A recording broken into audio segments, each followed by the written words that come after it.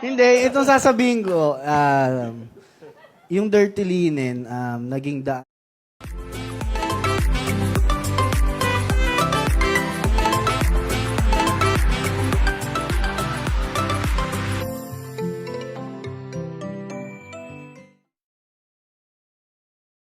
Hello guys! Welcome back to my channel. Chika naman tayo Yun nga, today. ito totoo to. Busted nga ba si Seth Fedilan kay Francine Diaz? Ito'y kadalasan tanong ng mga Francette avid fans. At yes, nagpakatuto na nga ang kapamilya love team na sina Francine Diaz at Seth Fedilan sa harap ng entertainment media, nang matanong kung ano na ba talaga ang real score sa pagitan nilang dalawa. Ayaw daw nilang lokohin ang kanilang mga supporters sa pagsasabing may namamagitan sa something sa pagitan nilang dalawa kahit wala naman talaga.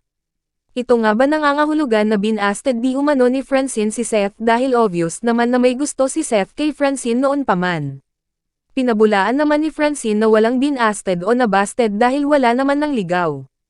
Kumbaga sa matandang kasabihan, what you see is what you get, sa kanilang espesyal na pagkakaibigan bilang magka-love team on screen. Basta ine-enjoy lang nila ang journey ng kanilang friendship na mas naging solid pa ng dahil sa teleserye nilang, Dirty Linan, sa kapamilya na magtatapos na next week.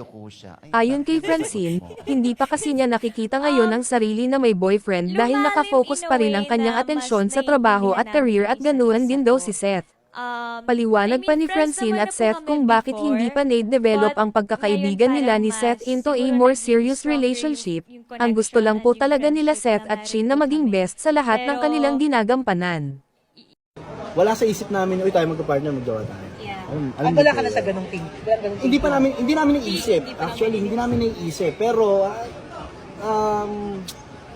ikaw, bukas ka ba o sarado ka sa ganun? Oo nga, yun lang, bukas at sarado. Well, anyway bukas naman ang puso ng dalaga kung dumating man ang time na ready na kanyang buhay pag-ibig soon. At yun lamang mga chika. The more showbiz update, huwag kalimutan mag-like, share and subscribe. Maraming salamat. Mundo. Same kami, yung parents niya, malapit ako sa parents niya. Kasi pinagdaanan mo. Opo, so parang nag-jive agad na, ay parang parehas kami ng mindset na ito ni Francine. Kahit paghiwalayan kayo ng ng mga tao sa paligid nyo, kung kayo talaga nakatakda, para kayong magnet gagana.